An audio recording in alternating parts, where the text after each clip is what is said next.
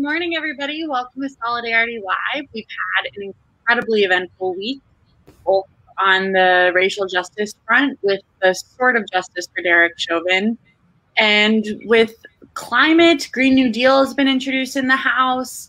DC statehood has been introduced in the House. So there's some tentative good news.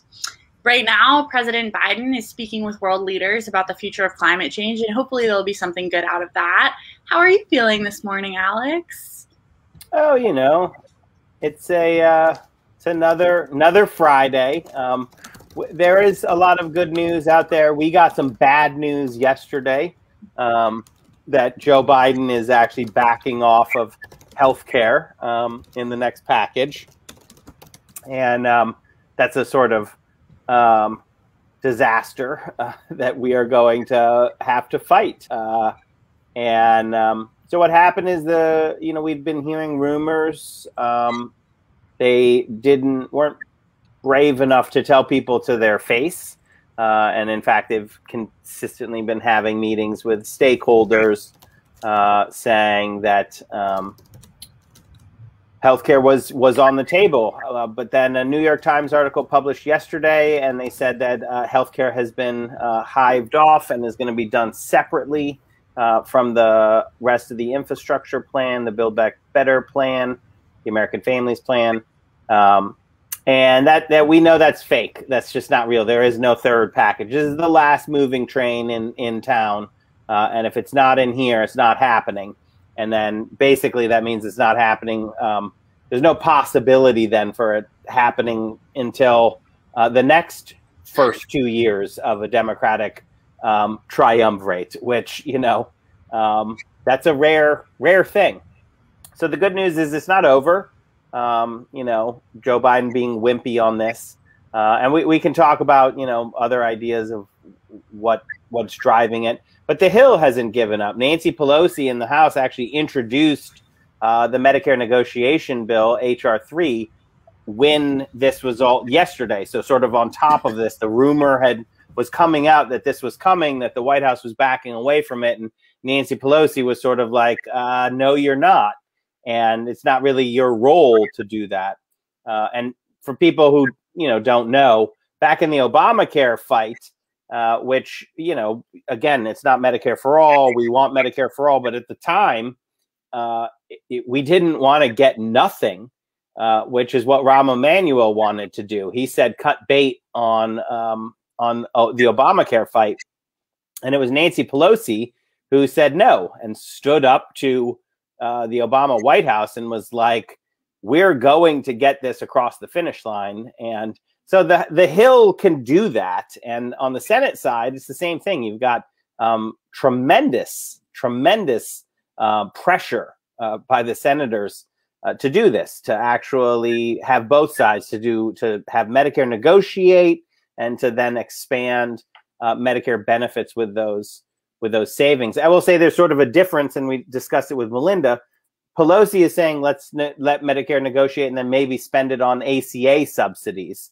But the bill she ended up putting in just said, let's have Medicare negotiate. It did not. It was silent on the question of then where to put those savings. So that's sort of a state of play, is that you have the Democrats in the House, the Democrats in the Senate, both saying that they want to do health care. And Joe Biden, he's in a position where he could actually say, oh, that was poorly reported.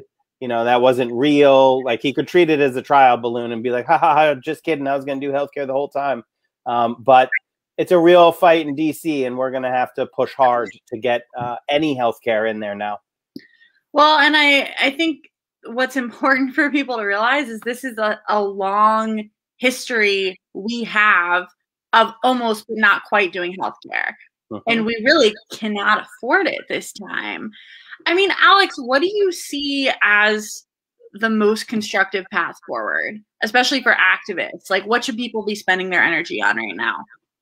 We need to create a lot of heat and light on this issue. So we actually need people out there on social media, but also calling, especially your senators, saying that in the middle of a pandemic, you better do something about healthcare, right? Like, that's what you got to do. we weren't. We were told on Reconciliation 1 on the rescue plan, we're not going to put healthcare in here because it'll be in the second one, right? So that's definitely a fool me once, shame on you. Fool me twice, shame on both of us. Because if they do it again, like, oh yeah, no, not this one, it'll be the next one.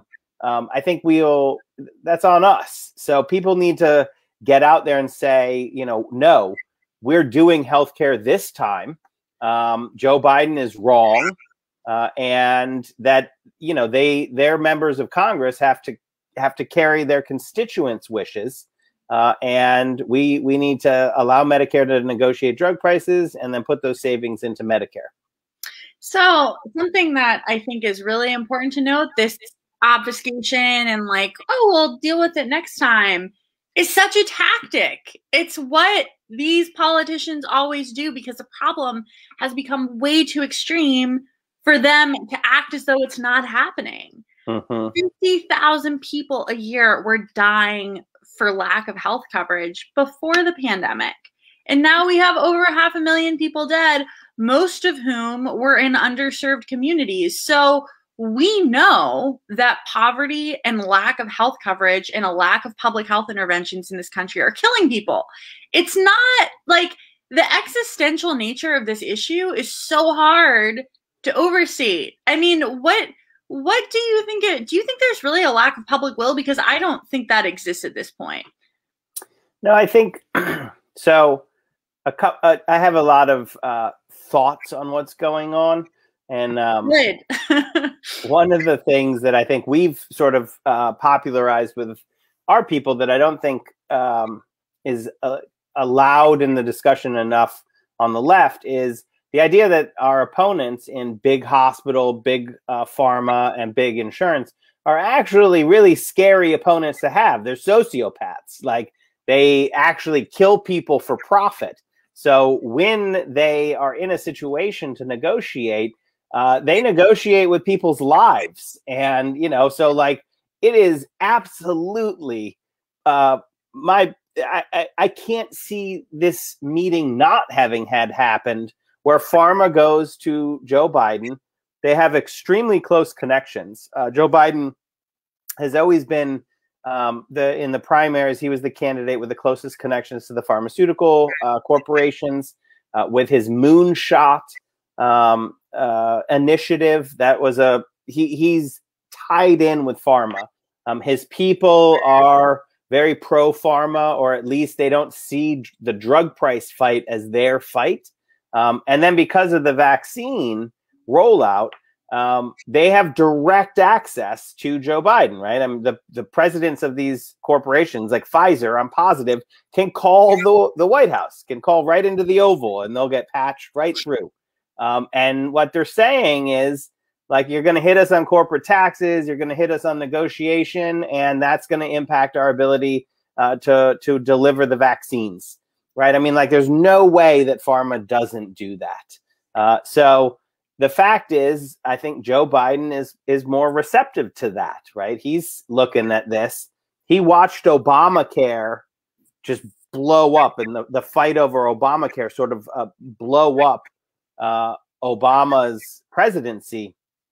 But while he got the message on the stimulus, and I do think he read that one correctly, the too small stimulus on in Obamacare, under Obama was, a huge path directly to losing the majority in the House.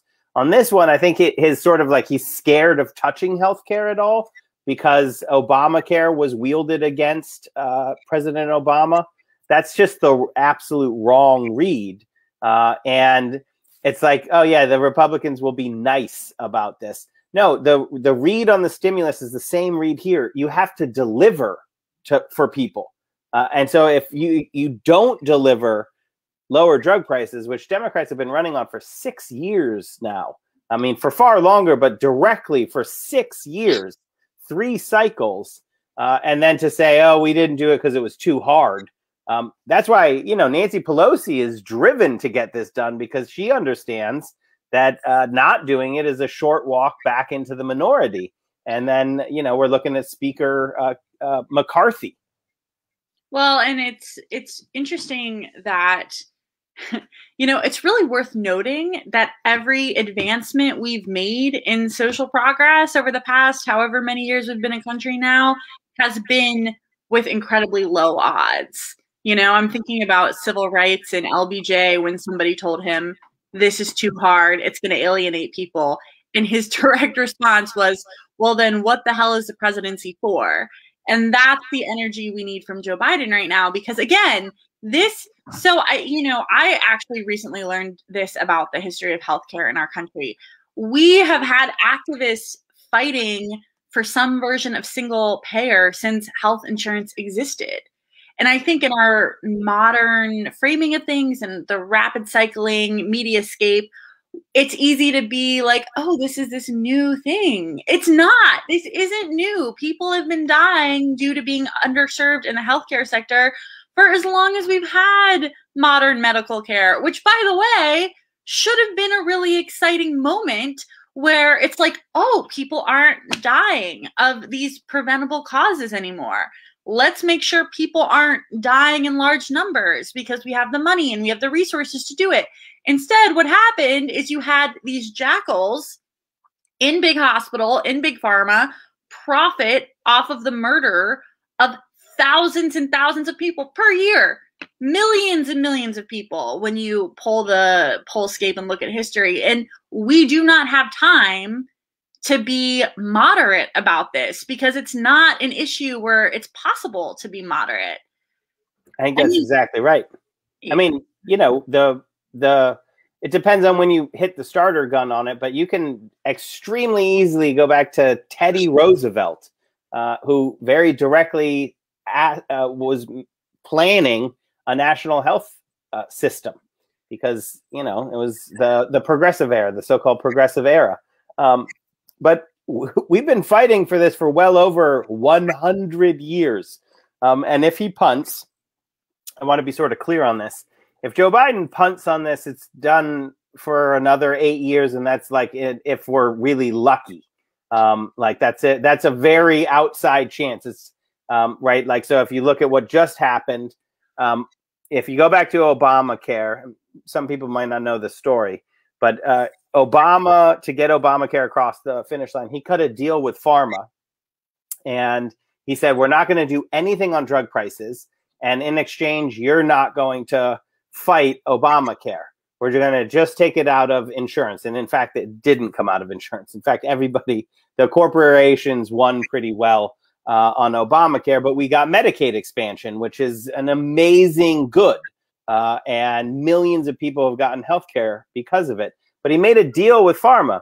So literally nothing happened for 8 years of Obama's presidency. And then 4 years of Trump's presidency. And now we're in the 2-year window when things happen.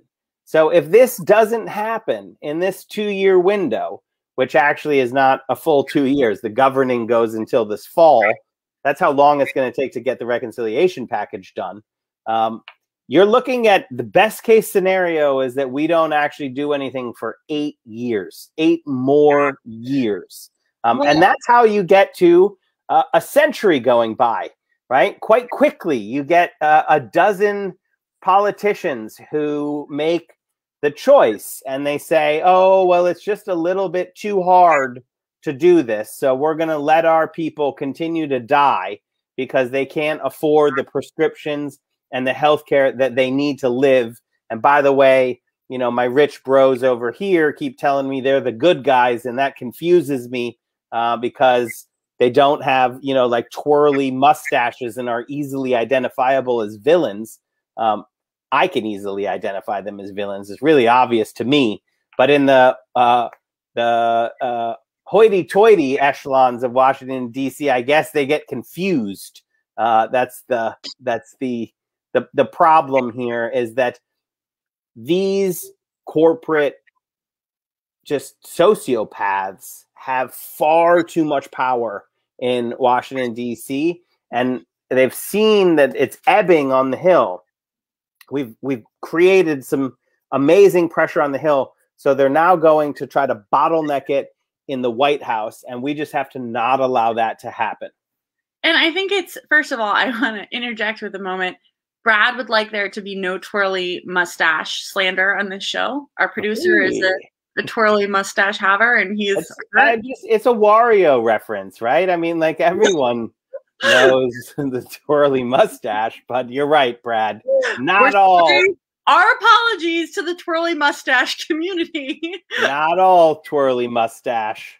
I think, as we're talking though, so healthcare and the climate, I mean, these are the issues where racial justice comes to the fore, gender inequality comes to the fore. Like, it's really, I don't want to say I'm getting emotional, but I'm getting kind of intense right now, because it's very difficult to overstate how these two issues have to have all of our energy, because they're where everything else comes together. One thing I loved about covering Senator Sanders in his speech, he always points out, this isn't a domestic violence issue. You can't afford to leave an abusive partner if it means losing health care for all your kids. In fact, on an entirely non-related note, I non-politically read this memoir of this woman's divorce the other morning. And lo and behold, one of the reasons she stayed with her emotionally abusive partner for 10 years is because she was very scared of her children losing healthcare. Think about the human cost of that, because I know that sometimes when we do these kinds of shows, we focus on the really gritty and obvious moments of healthcare inequality, like people dying, people not getting the services we need. But I think it's also really important that we talk about the way this permeates everything we do in this culture. What does it mean for families when you can't reliably assume that your aging parents will have care in the final and most difficult years of their life? What does it mean for marriage when, the strain of this like crazy healthcare costs are causing issues between spouses? This isn't just the most obvious cases of violence. This is ruining people's lives at a very deep level. And I mean, and another one that I think is maybe more obvious, but workers. I mean, like I really hope that more Americans, and most the public opinion is definitely on our side on this one. Consistently, it hasn't moved. Around 70% of people, including majority of Republicans, want to move to a single payer type system. 70% of all Americans, somewhere right around there, always. Sometimes it's as high as 80%. But the point that I think a lot of people get is, what about workers? Their bosses are now holding their health over them, right? Like, hey, you better not vote for that union or you're going to lose this job, which means you lose your health insurance, which means you might die, right? Like, oh, you want a raise? Well, how about you get nothing, but you get to keep your health insurance? Like, the magnitude of power that puts in the boss's hands instead of the workers. How many people have stayed in jobs because it provides them health care? I mean, we have a term for it in policy land, job lock. We know that it shaves points off of GDP. It's so pervasive. Our health system, which is a wealth extraction system, is incredibly stunting both to individuals' careers and to the entire country economically. And so it's like, it's a clear one of everybody loses except for this very small handful of people who don't care that their entire business model is just based on everybody else has to lose. And we have a chance of actually getting in reforms that would it would flip their tables. It would go into their garden parties, flip their tables, throw a few skunks at them, and start writing the scales so that it's not just a handful of plutocrats picking our pockets and holding our lives hostage by controlling our healthcare. Well, and it's I forgot to mention this, which is why it's so essential that we do moral and politicize wealth. And this, I always talk about my childhood when this happens. When I was a kid, I'd read all these history books, right? And I'd be like, I'd come home I tell my very moderate, like, milquetoast parents, I'd be like, I think rich people are evil. Like, I think a lot of the rich people in history are evil. And like, my parents would be like, no, that's not true. The rich people work very hard. We must respect the order at which people are able to extract wealth from other people. But it's like that level of basic morality where we understand that people should not exploit people for profit. I'm very interested about our allergy to that in this country, because it's very obvious. It's very obvious to where, you know, me at like age 6 or 7 or whenever I first started getting into history books, like, it is very obvious the trend of people with a lot of resources, whether they're a monarch or a pharma bro, exploiting the lower classes of people in ways that are just brutally violent. You look at any movement of brutality in history, whether it's the Spanish Inquisition or healthcare inequality today, and it is literally a way for rich people to kill poor people so they can have more stuff. That's all it is. I just am laughing at the bringing up of the Spanish Inquisition. No one expects them. Whether it's the Spanish Inquisition or whatever topic I'm talking about, we should use that often. No one expects it, Alex. No one expects it. But I mean, you're absolutely correct. It's about maintaining wealth and power for a collection of a small group of people. And they use, whatever it takes. Something that you're implying, and I think is useful for this discussion, especially, is like, I'm not sure if it's unique, but it's unique-ish to America that it like bootlickeritis is a pretty American thing, right? Like, at least in other places, when you have like, the plutocrats are exploiting the people have the good sense to be like, get out of here, you, and they fight them. And in America, they're like, I don't know, one day I might be them.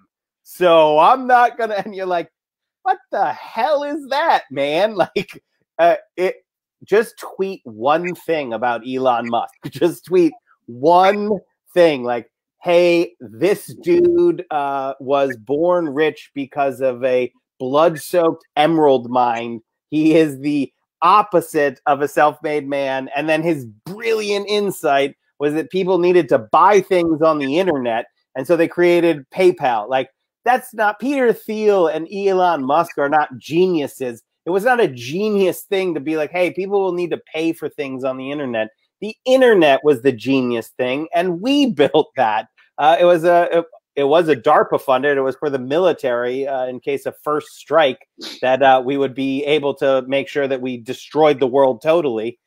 So it didn't have the greatest reasoning behind the invention of it, but Elon Musk did not do it. Now, say any of those things, and Elon Musk is probably not going to reply to you unless he's super high, but like thousands of people who are not Elon Musk, who will never be Elon Musk, who are in fact probably suffering from the exploitative practices that Elon Musk embodies, are the ones who jump in front of it. And they're like, no, don't say mean things about the capitalists who are making my life a living hell. And they literally complain on the one hand about the structures of violence, but then they protect the structures of violence. So I think that is somewhat uniquely American. And I also say often on the show, it really is. It's a testament to how much propaganda we face every day. Just like so much propaganda. I was trying to find some show to watch yesterday after finishing David Holthouse's amazing documentary Sasquatch, which everybody should watch. Everybody should watch that. It's on Hulu. And like 15 of the shows that I'm going to turn on, I'm like, oh man, this is propaganda. It's all like cop shows, right? And they're like, the only thing standing between you and chaos is the state's authority. So lick these boots, folks. And it sells. It sells in this country. So like, I really do wish that people would reorient themselves just for dignity reasons and be like, I'm going to at least be mean to the bosses who are burning the world up and extracting our health and vitality for profit. I'm not going to try to defend them. Well, and it's really heavy though. I mean, so, you know, I feel like we don't talk enough about the fact that it isn't a lack of logic. It's an in-group conspiracy to keep people from talking about how bad things are. And I don't know why. Maybe it was because I was left alone too much as a kid. That's definitely why. But I was always like, this doesn't work. Like, this is bad, you know? Like, I'm reading these books and I'm looking around, and the pushback I would receive as like a kid from teachers and stuff when you're trying to talk about like, maybe this isn't the best country in the world. Maybe a system where millions of people are dying from preventable causes is bad. It elicits the most, I've seen people on Facebook say things like, I don't need a stimulus check. I'm responsible for myself. It's your money. You pay the taxes. Yeah. This isn't the government's money that they're giving you. It's your money. But that Stockholm syndrome we face, particularly with healthcare. Get embarrassed for them. That's the feeling that I get from when I see it, the cringe or whatever, and I'm just like, oh man, imagine being so warped in your own self-identity that you're identifying with these people who would literally never even look at you, and you're like, you know what? I defend their right to kill me and the ones that I love for profit, because one day I might kill people for profit. And that's beautiful. And I'm proud to be an American, where at least I know I'm free. And then fighter jets are like, and our cities are crumbling and people complain. They're like, look at our airports and our infrastructure. Yes. What could be the reasoning here? And you're like, oh, what about endless war? What about the fact that we spend almost $1 trillion a year on war? And they're like, not that. It's probably people who are darker than me, black and brown people. They should have just listened to the cops and not crossed the border to try to find a better life. Queens, right? Like that incredibly racist, non-existent person who is sucking up all their tax dollars. Okay, so I've been on Snap. When I was on Snap in my early 20s, I received like $40 a month. $40 a month. You people know how much $40 is. It's not a lot of money. The social services in this country do not provide that much. That is not where your tax dollars are going. I wish it were. That would be wonderful. I would pay my taxes with much more enthusiasm, but that's not where anyone's tax dollars are going. And in fact, I'm getting way off the topic of healthcare, so I'm going to bring it back. I apologize. You don't have to. We can go as far afield as we want. We should talk about the philosophical underpinnings of it. Go far afield, Jocelyn.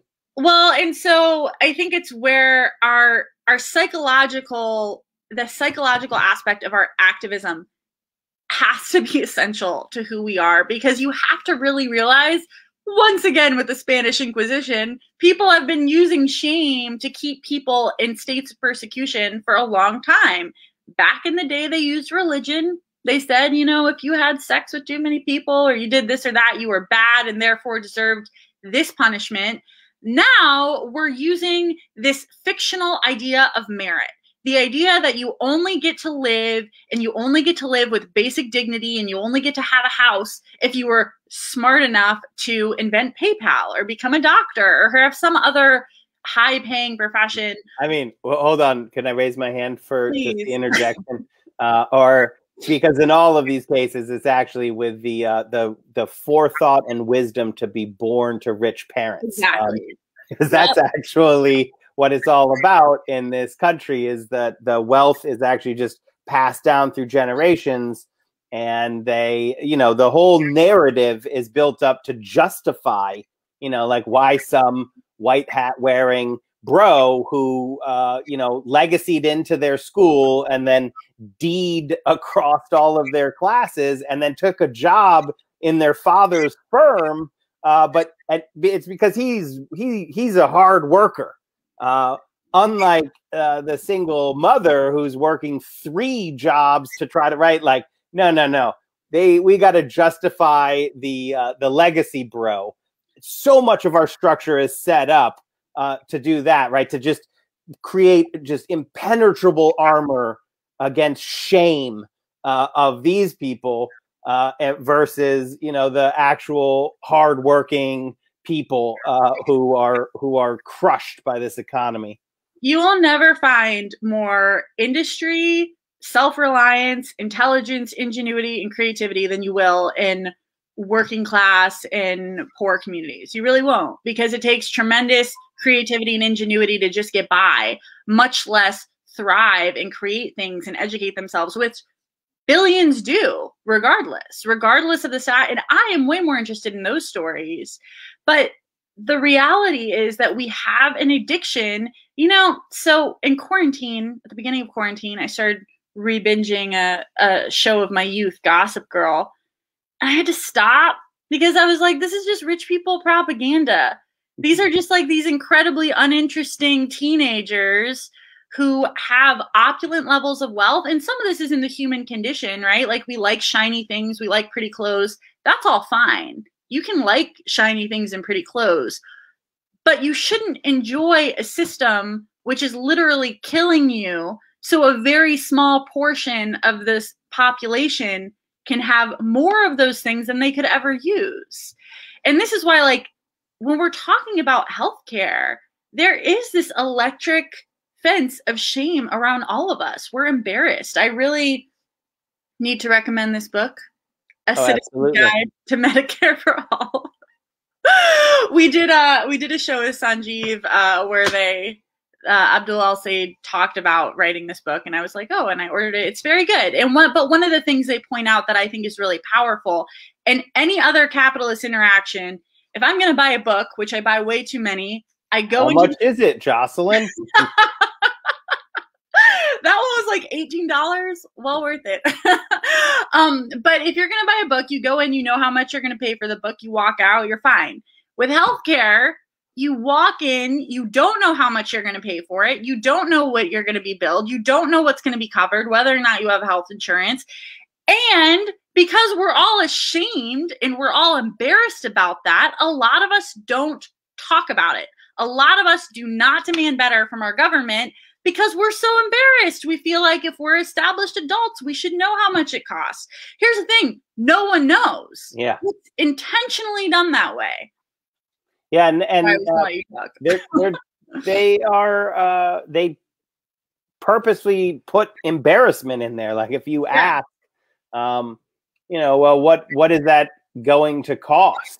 And it's sort of greeted with an eye roll and an embarrassment, you know, like, for you, as if that's the silliest question in the world. We're talking about your health, as if in this system those are two separate things. And you're like, yeah, but, you know, I don't know. Is this going to bankrupt me? Is it like, can you give me a ballpark, doc? Is it a $40,000 thing or a $2,000 thing? And they're like, you will never know. Right? I mean, like, what kind of, that is the most bananas setup, like, in the history of humanity, when people are exchanging things like this specific setup. It doesn't make any sense, you know, like. And we're all embarrassed about it. That's what's crazy. Like, I still experience it, you know? I mean, last year I was like debating whether or not to get a normal physical, because, like, we're in the middle of a pandemic, so is it even worth it? And I finally was like, you know what? This isn't, between the pandemic and the not knowing if it's going to be a couple $100s or more, like, I just don't want to deal with it. And that is how a lot of people are dying from not catching really essential things quickly enough. Yes. I'm young and probably healthy, here's hoping, but when you start getting older, especially, that's when these preventative screenings become more and more essential.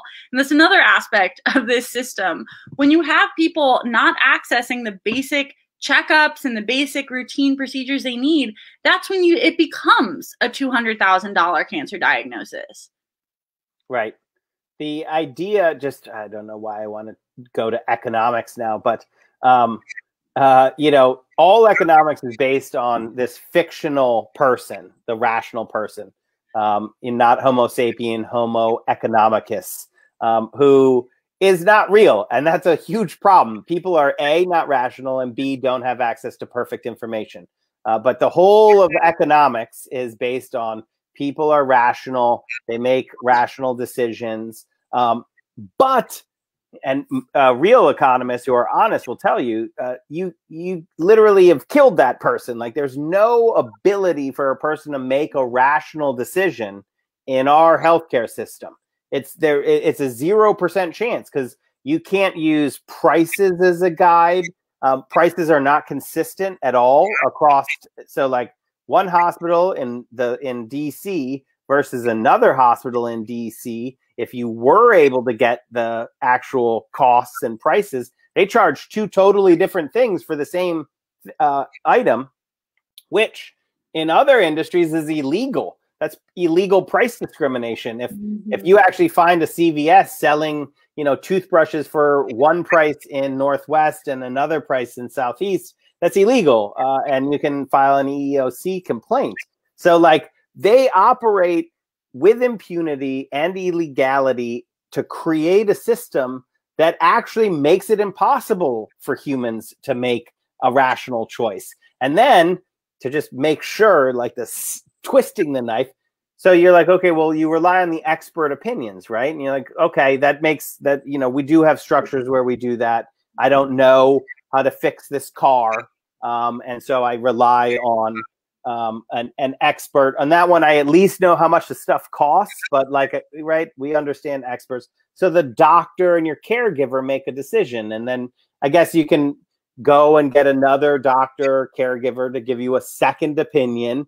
And then you could make maybe a rational decision between those. And you're like, all right, I'm going to go for it. That's not how our system works. You got to clear that with another guy.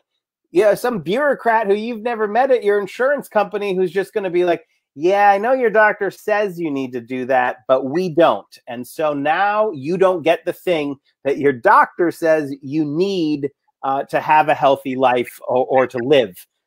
Like, all of that is immoral. And I will say, we are not even talking about slaying that beast in the healthcare stuff that we're talking about. We're talking about getting closer, because we know that Joe Biden's not a champion of Medicare for all, but we could get closer by taking on big pharma with Medicare negotiation, big hospital with lowering the Medicare age, and private insurance by equalizing traditional Medicare to private insurance by adding vision, hearing, dental, and out-of-pocket caps. And we do take on the triad. And that's what Joe Biden is scared of. He's scared of taking on these three really powerful industries, and that could sink the infrastructure bill. And, you know, he's probably right to be scared of that, right? Anything you do, yeah, the people who are going to lose on it, who would be losers on the policy, they might fight back and win. But we have history to see. Joe Biden wants to be the next LBJ. That's what he loves. That he loves it when people call him the next LBJ. Well, guess what? If you don't expand Medicare, you definitely aren't the next LBJ, right? Like, LBJ didn't atone for many of his racist sins by not doing the difficult things. He did the Civil Rights Act. He did Medicare. He challenged the structures of violence that he saw very personally in his own life. And he did those things. He didn't win everything. He lost a bunch of battles, but you definitely lose if you don't even pick up the sword to fight. Then you're just back to the bootlicker stance again. Sorry, it's circuitous, but there you go. There's my feelings, Jocelyn. Well, I mean, it's also, these challenges are not new and they're not going away. They reshape to become new monsters, but the fight is always the same. So it's, you know, like, whenever people say it's going to be difficult, it's always going to be difficult. It's always been difficult. It is, we live in a Sisyphusian state of the struggle against evil. Like, that is what it is to be a human being. The decision you can make is, do you want to be the sociopath that is complicit in the murder of old people and children, or do you want to be the person holding the sword? And that is what it is to be a human condition. Like, that is it. And that is true in every country and every time in history since the beginning of time itself. And so like these pharma bros, really, when you consider it, are not the worst adversary we could have. You know, I mean, there was a time where in this country, the murder was more explicit. It was more like actually getting murdered for the things that we believe in. So I really don't think we have an excuse to draw back on this one. And it's especially true when, like, you really consider that we had this whole pandemic thing. Do you guys remember that? And there has never been a better case study in American history for why healthcare for some but not for all doesn't work. It doesn't work. More COVID cases anywhere mean more COVID cases everywhere. And this is not the only pandemic we're going to face. And it's definitely not the only health condition that functions that way. Pathogens don't know political borders. And also, this pandemic's not over. Very true. We're looking at nuclear meltdown, a public health nuclear meltdown in India. The literal worst case scenario, the vicious circle, where the epidemic in India is raging so much, it's killing so many people, it's affecting the industries that you need to keep people healthy, right? So healthcare, but also the manufacturing of reagents and goods that we need for healthcare, including us. We need it for healthcare over here. India, we produce a lot of our stuff over there. And that's the vicious circle that public health, pandemic preparedness has been warning for decades. It was H1, it was avian influenza was seen to be the greatest risk for a pandemic, and it still is. That's the greatest risk for a species killer, when a bug actually just kills all of humanity, and then hopefully the lemurs rise up and get a shot at this, because I'm always rude. They're just so clearly the best primates. They're so much better than humans. And if you haven't seen Sir David Attenborough's Attenborough, I don't know how to pronounce his last name, but man, he's got a soothing voice. If you haven't seen his documentary on Madagascar, do yourself a favor. I will. Yeah, it's very soothing. So I will use his documentaries about animals when I'm in a turbulent fight, like right now, where I'm literally seeing something that is core to me. I moved to Washington, D.C. for this fight, and I'm watching it slip away. And, like I'm not going to just let that go. I'll fight all the way to the end. But I've lost on this before. I was going to talk about this later, about that. We talk about this a lot, like what is losing. And, my estimation of the definition is forgetting what you're fighting for. But like, man, does losing is just not nearly as good as winning. And setbacks like this, they're psychically and just like soul crushingly hard to deal with.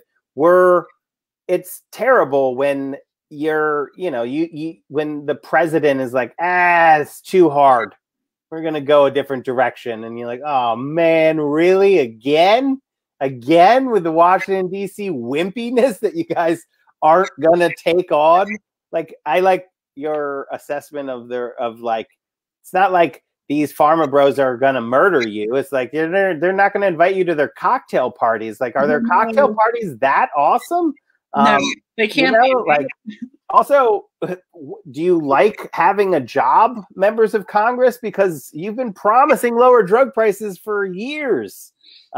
So that was a mishmash of things, but it's the fact that power in Washington, D.C. does not mean like a well-reasoned analysis of all of the facts. It's very emotional. My shorthand of it is always Veep, never House of Cards. If you really want to understand Washington, D.C., just neck tattoo that or whatever, and maybe on your arm so you can always read it. Always Veep, never House of Cards. This is not like a well thought out thing. It's power. And it's that the pharmaceutical corporations have a ton of power. Their cocktail parties are actually places where people hand $2,800 checks. That's what their cocktail parties are about. And so that's power. But we have all of the power because we've seen it now time and time again on both sides of the aisle. Money does not beat votes, or money doesn't vote. You can have a huge war chest and still lose if people aren't voting for you. And people vote on things that they see, that they feel. And so, like, if we're not lowering people's drug prices, if they don't see it, then it'll be a split DC again. We'll have Republicans in charge of the House. It'll be like a replay of the Obama administration and all the worst hits. Well, and I think, you know, when you ask, like, what is power? I think about this a lot. Why do Wall Street douche bros jump out of the building when they lose all their money? You know, have you ever thought about that? Like, is it really losing the money? They have the kinds of access and network to where they could probably amalgamate more material wealth if they want. I mean, for me, it's always been because you don't have anything if you're basing who you are and your sense of power on material superiority over other people and the ability to subjugate other people through money and political power. That's not power. If the minute you lose it, you don't want to live anymore, that's not power. What collective bargaining has and what progressive morality has is a power that is based in the moral arc of the universe, as MLK would say over and over and over again. If your power doesn't allow for the truth of everybody to be using the best parts of themselves, it isn't real power because it will be taken away by truth every time. We as a human species are actually not meant to live in a constant state of sociopathic conflict with one another. That's like this cynical modern notion. We exist best when we all can be happy and cooperative, have our basic needs taken care of, and use these incredibly complex intellects we have to flourish and create. And the system we have not only doesn't allow for that, the system we have has turned basic middle class stability into a luxury good. What is that? And why have we accepted it? I think that this is my big digression of the show. Everything you just said about how humanity has risen to be the apex predator of the world is that we weren't always the apex predator. We had apex predators, but we were able to work together. And we were able to, you know, fight off saber-toothed tigers or whatever cool animal that wanted to eat us at the time. It was actually our ability to tell stories, you know, that actually said, this is a watering hole where there's water. And, you know, I think I get seasons. It seems to take place in a regular, right, all of that wisdom, and we hand it down generation after generation after generation. And then we are able to build on that. And when you take that away, when you take away this idea that humanity is going to just work together to make things better and better and better for ourselves, and it's instead, you know, like one or a few people, and this is as old as humanity as well, starting to try to take that knowledge and hold it and make it secret.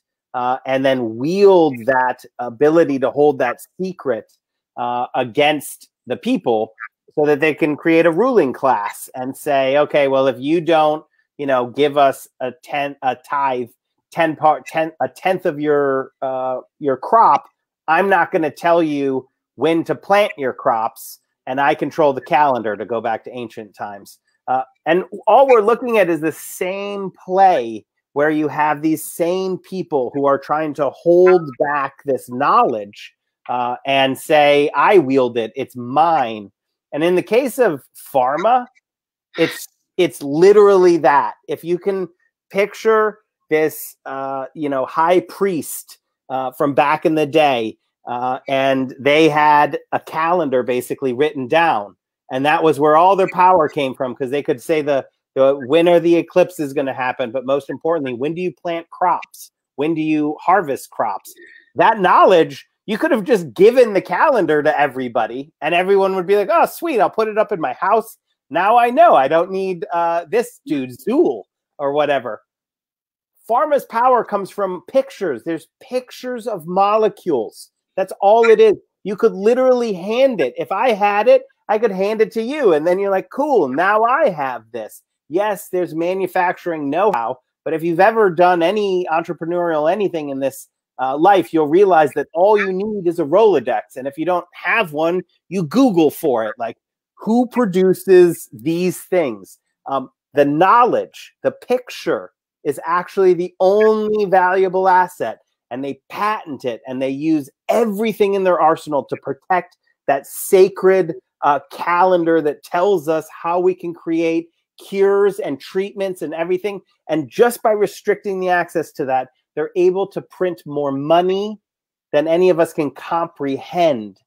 And to think of how simple it is, that it's literally a picture that you can email to people, and they would then have that knowledge. So it's obviously, it's the protection that they own that patent, that we will protect it with our military if necessary. And I'll end with this one. If you think of in the high priest model of how stupid this system is, at one point, China and Russia, one of the two of them, they were stealing secrets about the COVID vaccine. And you're like, what kind of dumb species are we when we're facing a potential species ender that we're not like, oh yeah, here, take it. This is everything that I know. Give me everything that you know. And we share the knowledge and are like, oh wow, we can do a lot more when we're sharing this knowledge together. But instead we're like, no, somebody get Martin Shkreli on the phone. I think that guy's got some good ideas on how to do this stuff. And to think that Joe Biden right now is going to give up to these people, that's what really grinds my gears. These people are cowards. They're literal high priests and priestesses of a BS structure that they've created, where they take knowledge that we discover through public research that's funded by taxpayers. It's our knowledge, and they take it and they lock it away in their vaults. And they roll it out as this mystical thing. It's not magic. It's science. Just like the when to plant crops was not magic. It's science. It's science. And they're holding it captive for profit. And if we learn nothing in this pandemic, it will be sort of like, cynically, you'll be like, oh man, humanity let me down again. That's why I'm pro-lemur. But like, you think that this would be the time that people are like, hey, you know what? Let's rethink how we do this science stuff. We should share it with everybody. The scientists will be like, yeah, that's what we've been trying to do. We love that idea. Well, and I want to give a shout out too to the medical profession, doctors, nurses, everybody, because they also, I mean, it's so weird. There's this myth that doctors are anti-healthcare reform. I'm sure individual ones are. I'm sure there are individual specialists who are making millions in the current system and they don't. Okay, your average healthcare provider did not get into medicine to argue with insurance companies. They just didn't. They did not go hundreds of thousands of dollars into debt to not serve their patients. Most people who become doctors are helpers. They want to use their incredible intellects to do great things. And arguing with the Martin Shkreli's about drug costs is not that thing. I mean, I guess he wasn't really arguing with that, but you know, he's a villain, okay? He's a villain in this story. And the thing that we have working for us is that Joe Biden has no interest in being the villain of this story. He wasn't my candidate. But Joe Biden is ultimately a religious man. He's a family man. He does want to do good things for working and middle-class America. And we have that working for us. We need to hold this man accountable to the legacy that he wants to have. This is not Donald Trump. This isn't even Hillary Clinton, right? This is Joe Biden is somebody with a lot of progressive values. We need to make sure that he does not forget why he's there and who the villains really are. And we got to not let any senators give up. So yeah. In the last part of this show, I will just say we need it more now than we have before, because healthcare is more imperiled in the next reconciliation package. So we need people now more than we ever have in this fight to say to their elected representative and their 2 senators that healthcare needs to be part of the next package. It has to happen now. We have to take on pharma, take on big hospital, take on big insurance right now, and no one can give up. If you give up now, if I don't see you fighting all the way to the end, that is a very short path to losing your job, which is to represent what constituents want. And what constituents want is lower drug prices. What constituents want is more health care that actually provides benefits to them and their families. And now is the time to make that happen. Yeah, this has been a pretty great conversation. Thank you for having it with me, Alex. Pretty great. I mean, I don't know. You were slowed down in your cadence too there.